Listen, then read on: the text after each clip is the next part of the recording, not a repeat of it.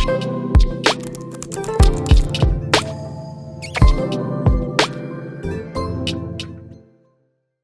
वालेकुम। आज हम ईकेट प्रिपरेशन में सॉलिड्स के बारे में पढ़ेंगे और फ़िज़िक्स की जो सॉलिड्स हैं जो हमारे पास उसकी जो फ़िज़िकल प्रॉपर्टीज़ हैं उन्हें स्टडी करेंगे।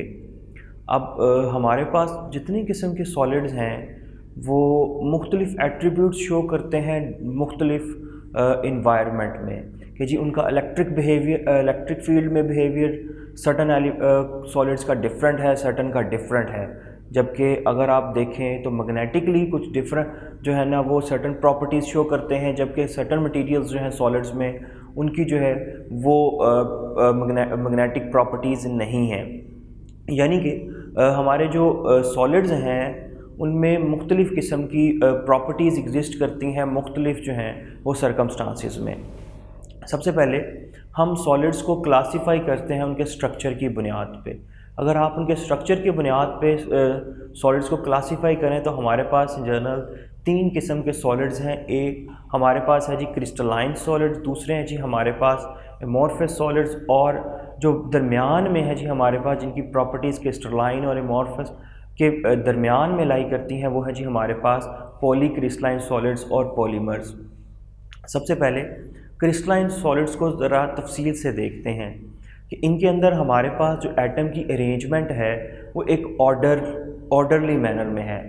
जो हमारे पास एटम्स हैं वो रेगुलरली अरेंज हैं और पूरा क्रिस्टल जो है उसे फॉर्म करते हैं। इसमें हमारे पास हैं जी मेटल्स जो हैं उनमें कॉपर, आयरन और जिंक जो है उनका स्ट्रक्चर जो है वो क्रिस्टलाइन इन नेचर होगा। इसके अलावा हमारे पास जो आयोनिक सॉलिड्स हैं, फिर हमारे पास जो कुछ सर्टन सिरेमिक मटेरियल्स हैं उनका जो स्ट्रक्चर है वो भी जो है वो पीरियोडिक है और रेगुलर अरेंजमेंट के साथ एटम से बनता है।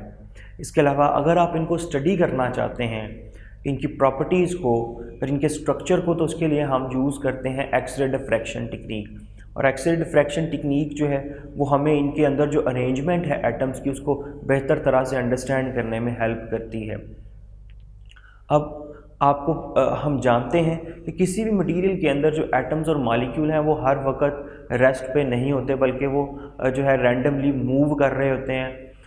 अगर वो अपनी पोजीशन नहीं भी छोड़ रहे दैन वहाँ पर रहते हुए भी वो रोटेशनल और वाइब्रेशनल मोशन जो है वो परफॉर्म करते रहते हैं।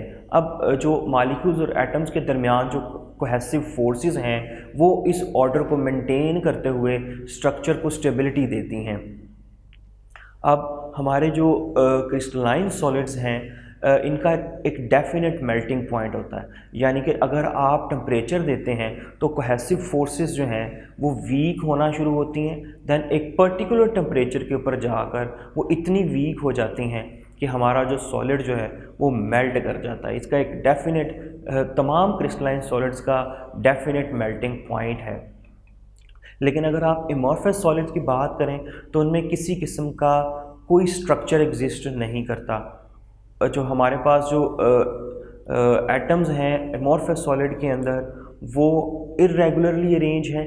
इनका जो स्ट्रक्चर है वो सॉलिड से ज़्यादा लिक्विड्स के साथ जो है वो कंपेयर किया जा सकता है। फिर इनका कोई डेफिनेट मेल्टिंग पॉइंट या बॉइलिंग पॉइंट नहीं होता। आप इन्हें जो है वो मेल्ट करना शुरू करें, जैसे ही आप इनकी जो है वो इनकी मेल्टिंग स्टार्ट करेंगे तो सबसे पहले एक सर्टन टेम्परेचर के ऊपर जाकर जो है ये हमारे पास जो है एक थिक जो है लिक्विड की फॉर्म में आ जाएंगे। देन आहिस्ता आहिस्ता ये जो है ये लिक्विड में टर्न होते चले जाएंगे, लेकिन आप डिफ़ाइन नहीं कर सकते कि किस पॉइंट के ऊपर जो है इनकी मेल्टिंग शुरू हुई है और ये कम्प्लीटली जो है किस टेम्परेचर पर जाकर जो है ये मुकम्मल तौर पर मेल्ट हो गए हैं। इसके अलावा थर्ड कैटेगरी जो है हमारे पास वो है जी पॉलीमेरिक सॉलिड्स की। और ये जो पॉलीमेरिक सॉलिड्स हैं इनकी जो स्ट्रक्चर है ये इनका एमॉर्फस और जो है हमारे पास क्रिस्टलाइन सॉलिड्स इनके मिड रेंज में एग्जिस्ट करता है। अब इनका जो इनमें हमारे पास इन जनरल प्लास्टिक और जो हमारे पास सिंथेटिक रबर्स हैं वो पॉलीमर सॉलिड्स हैं। इसके अलावा ये लॉन्ग चेन्स की फॉर्म में 3D स्ट्रक्चर बनाते हैं। फिर इनकी जो स्पेसिफिक ग्रेविटी है वो बहुत ही ज़्यादा कम होती है। स्पेसिफिक ग्रेविटी इन जनरल हम कैलकुलेट करते हैं विद रिस्पेक्ट टू वाटर, यानी कि सिंपली आप इसको इस तरह से देख सकते हैं, अगर आप किसी ऑब्जेक्ट का वेट मेजर करते हैं बाय स्प्रिंग बैलेंस, तो वो हमारे पास वो उस ऑब्जेक्ट का सिंपल वेट है और उसकी जनरल ग्रेविटी को रिप्रेजेंट करता है। लेकिन अगर आप उसका वेट मेजर करेंगे वाटर में तो वो जो वेट है वो कम होगा, और वो जो वेट होगा विद रिस्पेक्ट टू वाटर उसे हम स्पेसिफिक ग्रेविटी से जो है वो कोरिस्पॉन्ड करेंगे। इसके अलावा जो पॉलीमर सॉलिड्स हैं इनकी जो weight to strength to weight ratio है ये बहुत ही बेहतर है, यानी कि ये अपने वेट के लिहाज से इनकी जो स्ट्रेंथ है वो बहुत ही ज़्यादा होती है, यानी कि इनके जो एटम्स और मॉलिक्यूल के दरमियान जो फोर्सेस हैं वो इनके वेट के अगर पॉइंट ऑफ व्यू से देखी जाए तो बहुत स्ट्रॉन्ग है। फिर ये जो लॉन्ग रेंज स्ट्रक्चर्स हैं इनमें जनरली जो है हमारे पास हाइड्रोकार्बन्स हैं, जिसमें हमारे पास कार्बन, ऑक्सीजन, हाइड्रोजन, नाइट्रोजन और बहुत सी मेटल्स के कम्बिनेशन से जो है ये स्ट्रक्चर जो है ये बनता है। पॉलीथीन, पॉलीस्टाइरीन और नायलॉन जो हैं ये भी पॉलीमेरिक सॉलिड्स हैं। फिर इन जनरल जैसे मैंने कहा कि ये जो है इन जनरल जो हमारे पास नेचुरल रबड़ है और जो है हमारे पास जो है हाइड्रोकार्बन्स हैं वो पॉलीमेरिक सॉलिड्स जो हैं वो बनाती हैं। अब हमारे पास क्रिस्टल लेटस किसे कहते हैं? क्रिस्टल लेटस जो है वो क्रिस्टलाइन सॉलिड्स के अंदर हमारे पास जो 3 डायमेंशनल पैटर्न बनता है उसे हम जो है वो क्रिस्टल लेटस से कॉरिस्पॉन्ड करेंगे।